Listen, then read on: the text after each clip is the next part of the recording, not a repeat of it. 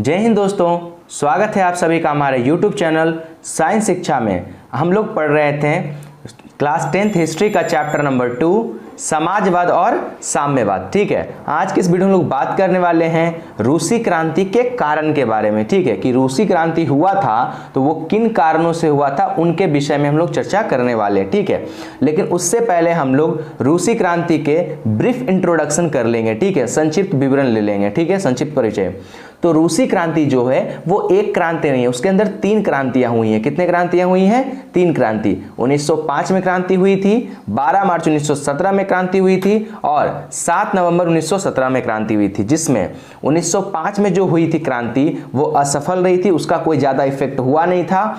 12 मार्च 1917 वाली क्रांति और 7 नवंबर 1917 वाली क्रांति, ये दोनों क्रांतियां सफल रही थी। ठीक है, 12 मार्च 1917 में जो क्रांति हुई थी उसके कारण रूस पे जो रोमनोव राजवंश का शासन था वो समाप्त हो गया था और 7 नवंबर 1917 में जो क्रांति हुई उसके वजह से रूस की जो सत्ता थी वो सर्वहारा वर्ग के हाथ में आ गई। ठीक है, सर्वहारा वर्ग में कौन कौन आते हैं? मजदूर लोग आते हैं, किसान वर्ग आते हैं और आम जनता आती है। ठीक है, तो 7 नवंबर 1917 में जो क्रांति हुई थी उसके वजह से रूस की जो सारी सत्ता थी वो किसके हाथों में आ गई थी? सर्वहारा वर्ग के हाथों में। ठीक है, और चूंकि ये क्रांति बोल्शेविकों के द्वारा किया गया था इसलिए इसे हम लोग बोल्शेविक क्रांति भी कहते हैं। ठीक है, क्लियर? बाकी हम लोग डिटेल से चर्चा आगे करेंगे हम लोग। ठीक है, अब हम लोग बात करेंगे रूसी क्रांति के कारण पर। ठीक है, तो रूसी क्रांति के कारण पहला कारण था बाबू जार की निरंकुशता एवं अयोग्य शासन। निरंकुशता शब्द का मतलब समझ लीजिए, निरंकुशता शब्द जो है वो निरंकुश से बना है। ठीक है, निरंकुश का मतलब होता है जिस पर किसी प्रकार का अंकुश ना हो, जिस पर कोई दबाव ना हो, वो अपने मनमर्जी चलाएगा। ठीक है, तो जार की निरंकुशता एवं अयोग्य शासन। पहली बात, जार जो होता था रूस के अंदर जो जार सम्राट होते हैं उसको हम लोग जार कहते हैं। क्लियर? ठीक है, तो रूस के अंदर जो जार होते थे वो एक तो निरंकुश थे, मतलब वो अपनी मनमानी करते थे, और साथ ही साथ वो एक अयोग्य शासन भी होते थे, मतलब उनको क्या था, वंशानुगत सत्ता मिल जाती थी और वो शासन को चलाते थे, बट वो योग्य नहीं होते थे शासन चलाने के। ठीक है, तो रूस के ऊपर कौन से राजवंश शासन करती थी रूसी क्रांति के पहले? रोमनोव राजवंश। क्लियर? जैसे याद होगा आपको कि फ्रांसीसी क्रांति से पहले फ्रांस पर किसका शासन हुआ करता था? बुर्बो वंश का। उसी तरह से रूस के ऊपर रूसी क्रांति से पहले किस वंश का शासन था? रोमनोव राजवंश का। क्लियर? पहली बात। दूसरी बात यह बाबू, कृषकों की दयनीय स्थिति। रूस के अंदर अधिकतर आबादी जो थी वो किसानों की थी, लेकिन उनकी स्थिति बहुत खराब थी। जब देश के अंदर रहने वाली बहुसंख्यक आबादी ही दयनीय स्थिति में है तो बाकी सब कैसे खुश रहेगा?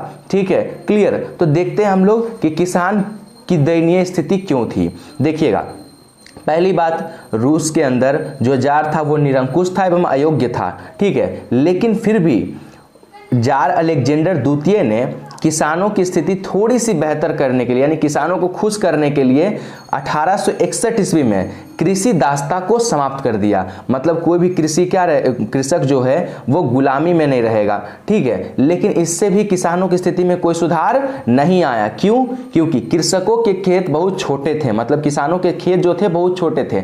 खेती वगैरह में जब तक आपके खेत बड़े नहीं होंगे तब तक आपको बेनिफिट बहुत ज्यादा होने वाला नहीं है। क्लियर? दूसरी बात, वे पारंपरिक तौर से खेती करते थे, मतलब वे पुराने तरीके से खेती करते थे। जब आपके औजार पुराने होंगे, आपके तरीके पुराने होंगे खेती करने के, तो खेतों में फसल अच्छी उगेगी नहीं, और जब अच्छी उगेगी नहीं फसल तो आपको ज्यादा बेनिफिट होगा भी नहीं।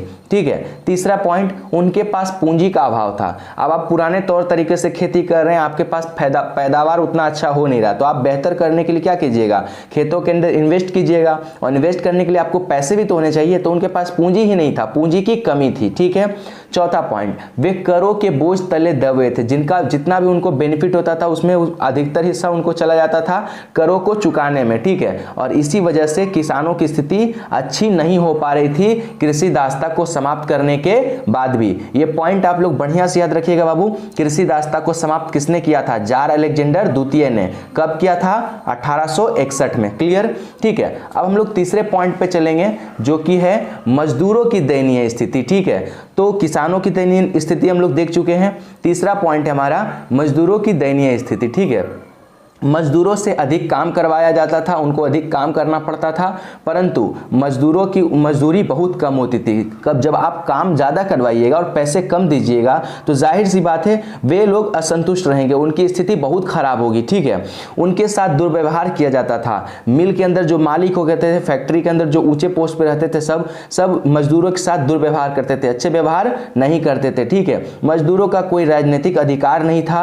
वे अपनी मांगों के लिए, अगर मान लीजिए मजदूरों को कोई डिमांड रखना है तो वे अपने मांगों के समर्थन में वे हड़ताल भी नहीं कर सकते थे, क्लियर। और इन वजहों से मजदूरों की स्थिति बहुत खराब होती जा रही थी, ठीक है। कार्ल मार्क्स ने भी कहा था कि मजदूरों को मोटिवेट करते हुए तक कहा था कि मजदूरों के पास उनकी अपनी बेड़ियों को खोने के अलावा और कुछ है भी नहीं, इसलिए मजदूर लोग अपनी क्या करें, आजादी के लिए, अपने अधिकार के लिए लड़ना शुरू करें। समझ में आई बात, क्लियर। ये किसने कहा था? कार्ल मार्क्स ने कहा था कि मजदूरों के पास उनकी बेड़ियों को खोने के अलावा कुछ नहीं है, इसलिए उनको अपने अधिकारों के लिए संघर्ष करना चाहिए। समझ में आई बात। तो ये तीसरा पॉइंट हो गया बाबू। अब हम लोग आते हैं चौथे पॉइंट पे, ठीक है।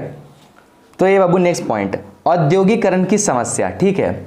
अब देखिए औद्योगिकरण रूस के अंदर किस तरह से समस्या के रूप में उभरा, इस चीजों को हम लोग समझेंगे, ठीक है, क्लियर। तो यहाँ पे कुछ ही क्षेत्रों में महत्वपूर्ण उद्योगों का संकेंद्रण था।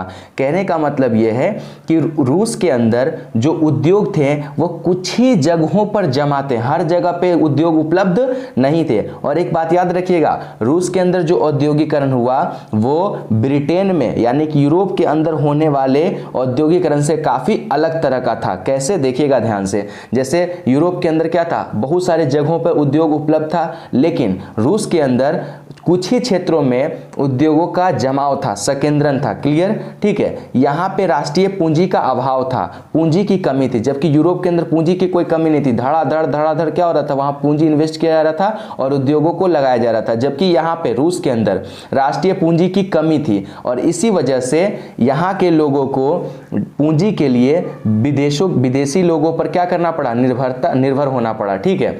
यानी कि यहाँ पे राष्ट्रीय पूंजी के कम होने से विदेशी पूंजी पर निर्भरता बढ़ गई। देखिएगा ध्यान से, उद्योगों के विकास के लिए विदेशी पूंजी पर निर्भरता बढ़ गई, क्योंकि इनके पास पूंजी था नहीं, तो ये पूंजी क्या करते, बाहर के लोगों से बात करके मीटिंग वगैरह करके क्या करते थे, उनके पूंजी को यहाँ पे इन्वेस्ट करवाते थे, बदले में उनको प्रॉफिट शेयरिंग देते थे, ठीक है, क्लियर। चौथा पॉइंट, विदेशी पूंजीपति आर्थिक शोषण को बढ़ावा दे रहे थे। कैसे, अब कोई विदेशी है वो अपना पूंजी इन्वेस्ट कर रहा है तो वो इस उद्देश्य करेगा कि वो ज्यादा से ज्यादा बेनिफिट कमा पाए, और ज्यादा से ज्यादा बेनिफिट कमाने के चक्कर में क्या होगा, मजदूरों से ज्यादा काम करवाया जाएगा, उनको वेतन कम दिया जाएगा, ठीक है। और ये चीज विदेशी तो समझेंगे नहीं, अगर अपने देश के लोग होंगे तो वो थोड़ी देर के लिए समझेंगे भी कि हमारे देश के मजदूर हैं, उनको भी प्रॉफिट होना चाहिए, बट ये तो विदेशी हैं, ये तो अपना पूंजी इन्वेस्ट किए इस उद्देश्य से कि उनको ज्यादा से ज्यादा बेनिफिट हो, और इसी चक्कर में क्या हो रहा था, आर्थिक शोषण का बढ़ावा हो रहा था, क्लियर, ठीक है। नेक्स्ट पॉइंट है बाबू, रूसीकरण की नीति। रूसीकरण की नीति समझिएगा ध्यान से।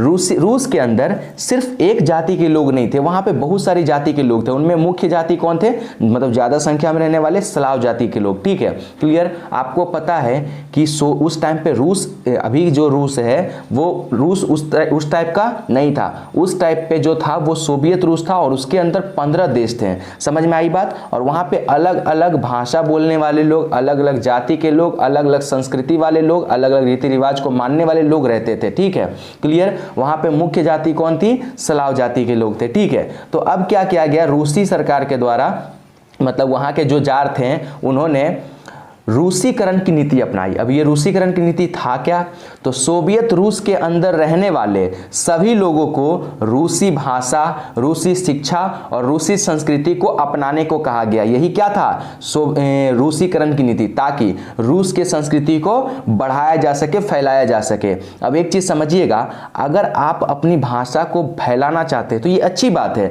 लेकिन आप ये कहिएगा कि आप अपनी भाषा को छोड़ करके इस भाषा को अपना ले, तो कोई ऐसा करेगा क्या? नहीं करेगा। और यही वजह है कि रूस के अंदर क्या हो गया? विद्रोह होना शुरू हो गया। समझ में आई बात? क्लियर? क्योंकि कोई भी अपना संस्कृति छोड़ करके दूसरे को क्यों अपनाना चाहेगा अगर आप जोर जबरदस्ती कर रहे हो तब। ठीक है, समझ में आई बात? क्लियर?